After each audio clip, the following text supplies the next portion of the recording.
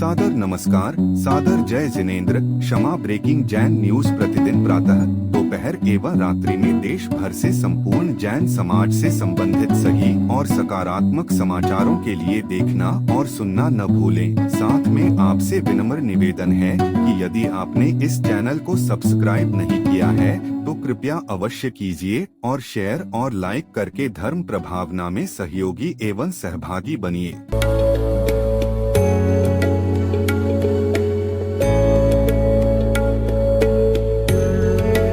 ऐसी संस्था जो जैन आगम के पथ पर बढ़ने वाले साधुओं की सेवा में दे रही है अपना योगदान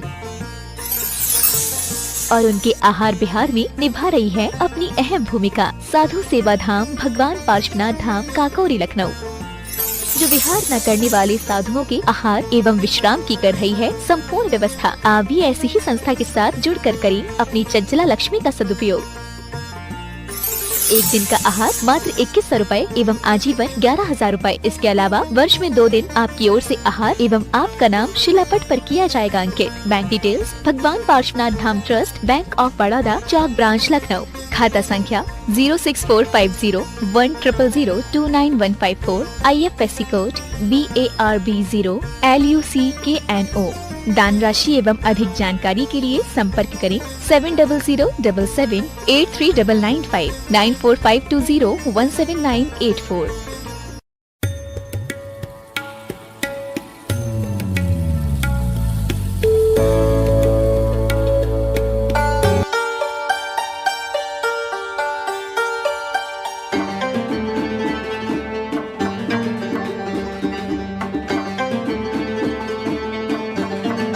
गुरुवार जिज्ञासा का समाधान करें।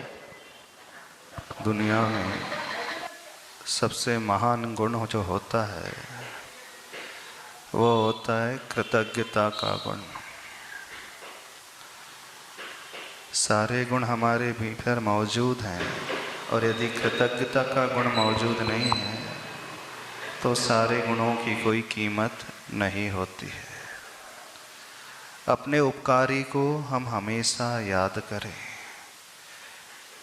कोई भी व्यक्ति अपने उपकारी को भूले नहीं। जब सामान्य उपकारी को याद करने के लिए कहा जाता है तो जो हमें इस संसार मार्ग से निकाल करके सुख के मार्ग में पहुंचाने वाले परम गुरु होते हैं, उनके उपकार को तो हर व्यक्ति को बड़े श्रद्धा से भर कर के, उत्साह उमंग से भर कर के अपना सर्वस्व अर्पण करने में भी कभी पीछे नहीं हटना चाहिए।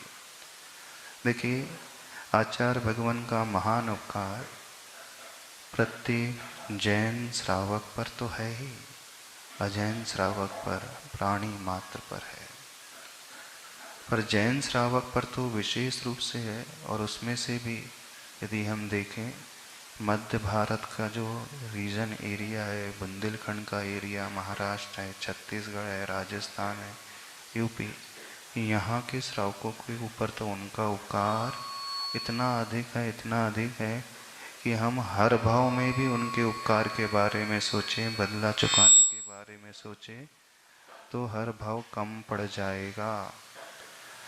सबको भूल जाना लेकिन परम गुरु को कभी नहीं भूलना। जो उन्हें भूल जाता है वो सबसे बड़ा कृतघ्नी माना जाता है। ओम। जहाँ कृतज्ञता हमारे भीतर आ जाती है, सेल्फिशनेस आ जाती है, स्वार्थपना आ जाता है, वहीं से व्यक्ति का पतन प्रारंभ हो जाता है। यदि हम अपने आप को ऊपर उठाना चाहते हैं तो कभी भी उन्हें नहीं भूलना। माघ शुद्धि नवमी के दिन गत वर्ष डेट के हिसाब से 17 फरवरी रात्रि 2:35 अथवा 18 फरवरी को वह अशुभ घड़ी हम सब के बीच में आई और आचार्य भगवान ने हमें छोड़ दिया।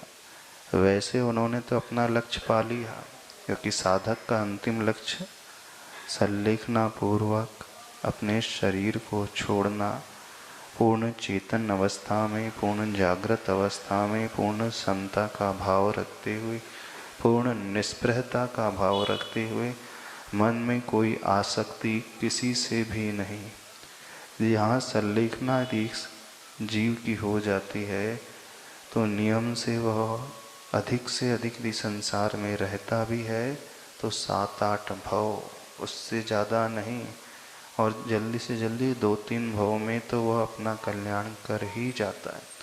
तो उन्होंने अपना तो कल्याण किया ही, लेकिन विगत 55-56 वर्ष की साधना में 1968 से लेकर 2024 तक का जो लंबा काल, इतना विशद काल, इतना महान काल, इतना बड़ा काल, यदि प्राचीन हम इतिहास को खंगाल करके देखें जैन धर्म की, तो इतने विशाल समय तक, इतनी दीर्घ अवधि तक कोई एक व्यक्ति आचार्य पद पर अधिष्ठित रहा हो, बड़ी दुर्लभता से मिलता है। आचार्य कुंद भगवान को आचार्य पद लगभग 44 वर्ष की उम्र में मिला था और उनकी आयु 95-96 वर्ष की, यानी उनका जो भी आचार्यत्व का काल इतना ही था। और आज उनसे 2000 वर्ष के पश्चात जहाँ आज की भौतिकता की चकाचौंध है, हर व्यक्ति विषयों की ओर भाग रहा है, हर व्यक्ति अपने लिए जी रहा है, ऐसे प्रतिकूल माहौल में रहते हुए कोई ऐसी महान आत्मा जिन्होंने यहाँ जन्म लिया, तो उनके जन्म लेने का कारण तो एकमात्र हम सबके सामूहिक पुण्य का ही उदय है। नहीं तो महान आत्माएं ऐसे काल में, ऐसे क्षेत्र में जन्म नहीं लेती, और वह भी होंडा और सर्पणी काल में। तो कभी कभी सामूहिक पुण्य ऐसा जोर मार जाता है कि जिन महान आत्मा को तो उस चतुर्थ काल वाली भूमि में, विदेश क्षेत्र में जन्म लेना था, हम लोगों के उद्धार के लिए, हम लोगों के कल्याण के लिए, हमारे सबके जीवन को बदलने के लिए उन्होंने यहाँ जन्म पाया।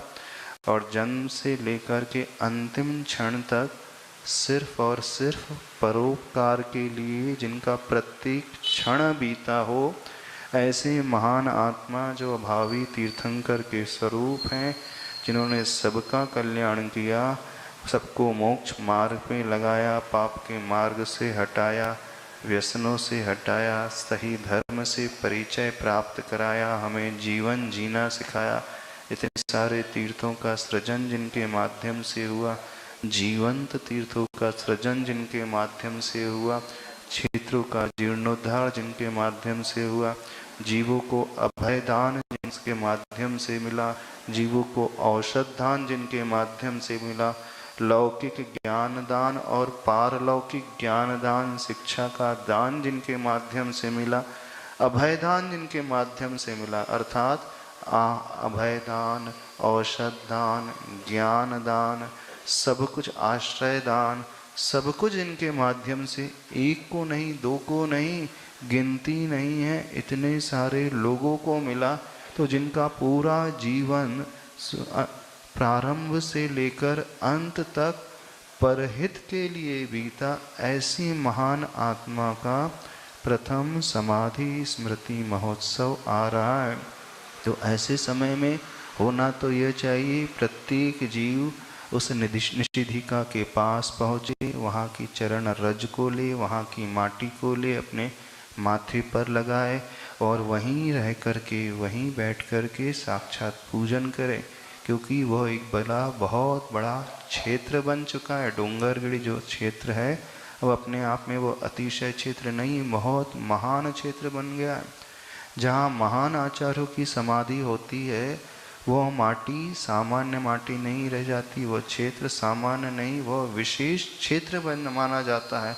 तो होना ये चाहिए, जो भी जैन श्रावक हैं, जो गुरुदेव को मानते हैं, जिन्होंने उनके ऊपर उपकार किया है, जिनके भीतर कृतज्ञता का गुण है, क्या होना चाहिए, अधिक से अधिक समय निकाल करके, जैसे वहाँ कार्यक्रम है 1 तारीख से लेकर 6 तारीख तक, सिद्धों की आराधना, परम गुरु की आराधना, उनके उपकार को याद करना।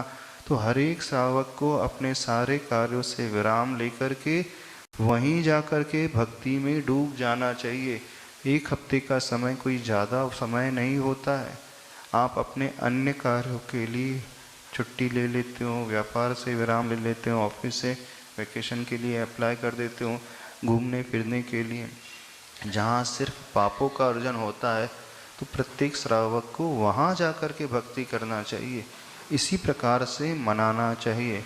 और मान लीजिए यदि कोई व्यक्ति 7 दिन का 6 दिन का समय नहीं निकालता है, नहीं निकाल पा रहा है, तो उस दिन विशेष को वो अवश्य वहाँ पर पहुँचे ही, यानी इन 6 दिनों में वो अवश्य उस माटी को स्पर्श करे, उस क्षेत्र को स्पर्श करे। यदि उस क्षेत्र को स्पर्श कर लिया तो समझना हमने वहाँ की वर्गणाओं को ले लिया। मात्र वहाँ पर आचार्य भगवान की समाधि स्थली नहीं, अतिशय क्षेत्र नहीं। अब उस क्षेत्र की पूजा करने के लिए न जाने कितने देवतागण आते हैं और वहाँ उस क्षेत्र की आराधना करते हैं। तो वहाँ की वाइब्रेशन अपने आप बहुत पावरफुल वाइब्रेशन हो गई है। हो सकता है आप लोग तर्क रख सकते हैं कि हम भक्ति ही तो कर रहे हैं, कहीं भी बैठ कर के कर लें, लेकिन वो क्षेत्र विशेष की ऊर्जा आपको दूसरी जगह बैठ कर के नहीं मिल सकती, वो साक्षात वहीं जा कर के मिल सकती है। तो हर एक श्रावक का ये कर्तव्य है कि वहाँ पहुँचे ही, अवश्य ही पहुँचना ही चाहिए। और जैसे हमारी तो भावना है कि हम भी पहुँच जाएं, लेकिन अब कार्यक्रम इतना व्यस्त था और यहाँ से लगभग 200 किलोमीटर की दूरी है, तो इतने पीरियड में हम पहुँच नहीं पाएंगे। तो भावना ये है कि तारीख के हिसाब से समाधि दिवस वहाँ पर मनाएं। और जब तक यहाँ पर है तो यहाँ पर भी 4, 5, 6 तारीख को त्रिदिवसीय कार्यक्रम रखा गया है, बड़े अच्छे से आचार्य भगवान के उन उपकारों को याद करने के लिए। अब हर एक व्यक्ति को अपना उसमें योगदान देना ही चाहिए और कुछ नहीं करना, थोड़ा सा अपने से, अपने व्यापार आदि से विराम लेना है। और आपके भीतर यदि कृतज्ञता का गुण है तो उस ग्रेटिट्यूड की भावना को लेकर के आएँ। जो व्यक्ति इस प्रकार से उनकी आराधना भक्ति करेगा, तो जो लक्ष्य गुरुदेव ने पाया है, जैसे उन्होंने अपना जीवन जिया है, जैसे उनकी साधना रही है और जैसे उनका अंतिम समय पूर्ण चेतना वाला जागृति अवस्था में, वही फल हम सबको मिल सकता है। हमारी भी संलेखना, हमारी भी अंतिम समय की साधना तब अच्छी होती है। तो आचार्य भगवान एक बात कहते थे, जो व्यक्ति, जो श्रावक अथवा साधक अन्य संलेखनारत साधकों की परिचर्या कराता है, उनकी सेवा शुश्रूषा करता है, उनकी वैयावृत्ति करता है, उनकी भक्ति करता है, तो जब हम भक्ति में डूबते हैं तो उन जैसे गुणों को हम प्राप्त कर पाते हैं। तो हम सभी लोगों से कहना है, इधर उधर के एक्सक्यूजेस बनाना छोड़ दें, बहाने बनाना छोड़ दें, अपने रिस्पॉन्सिबिलिटी को समझे। दुनिया तो चलती ही रहेगी, घर गृहस्थी हमेशा लगी रहेगी, व्यापार हमेशा लगा रहेगा। यदि गुरु को आप मानते हो तो इन दिवस को बहुत अच्छे से मनाना चाहिए। एक कुछ घटना भी बात भी सुनने में आई थी कि ऐसी भी डिमांड की जा रही है कि भारत सरकार जो है 18 फरवरी को गुरु दिवस के रूप में, महान गुरु दिवस के रूप में घोषित कर दे, तो बड़े उत्तम होगा। जैसे गत वर्ष माननीय प्रधानमंत्री जी ने अपने भावांजलि व्यक्त की थी, जब आचार्य भगवान की संलेखना हो गई थी, बड़े भावुक होकर के आचार्य भगवान के उपकार को याद करते हुए कहा था कि इस देश के ऊपर आचार्य भगवान का उपकार है। आचार्य भगवान की विचारधारा शिक्षा के क्षेत्र में है, राजनीति के क्षेत्र में है, पर कल्याण के क्षेत्र में है, गरीबी उन्मूलन के क्षेत्र में है, स्वदेशी जागरण के क्षेत्र में है। तो एक उपलब्धि को उन्होंने गिनाया था। तो जैसे बहुत सारे डे वे सेलिब्रेट करते हैं, घोषित करते हैं कि इंटरनेशनल योग डे, क्षमा दिवस, वात्सल्य दिवस, रक्षाबंधन दिवस, ऐसे ही महान स्मृति में 18 फरवरी को महान गुरु दिवस घोषित करें, तो यही उनकी सही विनयाञ्जलि मानी जाएगी। Kshama breaking Jain news YouTube channel पर विज्ञापन देकर धर्म प्रभावना में बने सहभागी। विज्ञापन देने हेतु संपर्क कीजिए मोबाइल नंबर 9026900740 एवं समाचार एवं वीडियो भेजने हेतु WhatsApp number 9335236222। Kshama breaking Jain news YouTube channel देखने के लिए आपको बहुत बहुत धन्यवाद। सादर प्रणाम, सादर जय जिनेंद्र।